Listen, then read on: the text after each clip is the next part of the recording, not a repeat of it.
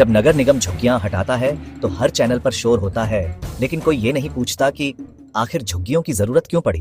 क्या ये लोग धरती पर बिना किसी अतीत के उगाए हैं? क्या इनका कोई मूल गांव, पुश्तैनी घर या एक कमरा भी नहीं था? अगर आप रोजी रोटी के लिए शहर आए थे तो स्थायी योजना क्यों नहीं बनाई? किराए पर रहते, साझा मकान बनाते या श्रमिक कॉलोनी में रजिस्ट्रेशन कराते। लेकिन नहीं, या तो आप अभी हाल में शहर आए हैं और तुरंत जमीन कब्जाई है, या फिर आपके बाप दादाओं ने 8 से 10 बच्चे पैदा कर दिए बिना भविष्य की जिम्मेदारी लिए। और हाँ, सिर्फ ये मत कहिए कि सरकार ने हमारा घर तोड़ा।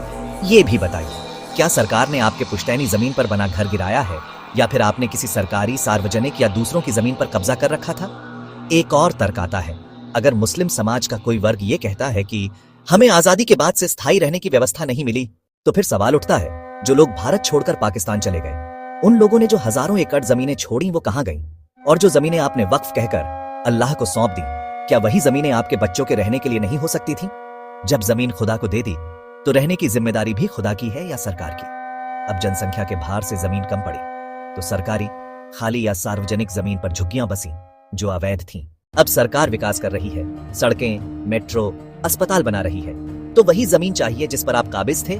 तो अब हमारा अधिकार की आवाज लग रही है। तो सच्चाई ये है, कोई भी अवैध कब्जा अधिकार नहीं हो सकता। अगर आपने श्रम किया है तो वैकल्पिक व्यवस्था की मांग जायज है, कब्जे की जमीन की नहीं। अधिकार से पहले जिम्मेदारी जरूरी है, बच्चों की संख्या से लेकर जमीन तक। अगर जमीन आपके समुदाय ने वक्फ के नाम पर छोड़ी है तो उसी से मांगिए, सरकार से नहीं, संविधान से नहीं। और सबसे महत्वपूर्ण बात, इन झुग्गियों में से बड़ी संख्या में बसावटें बांग्लादेशी घुसपैठियों और रोहिंग्या मुसलमानों की है, जो न केवल अवैध हैं बल्कि राष्ट्रीय सुरक्षा और सांस्कृतिक संतुलन के लिए भी गंभीर खतरा है। गरीबी का सम्मान है, श्रम का आदर है, पर अवैध कब्जा किसी भी धर्म, जाति या वर्ग का हो, देश के विकास में बाधा है। सोचिए, समझिए और बदलाव की आवाज बनिए।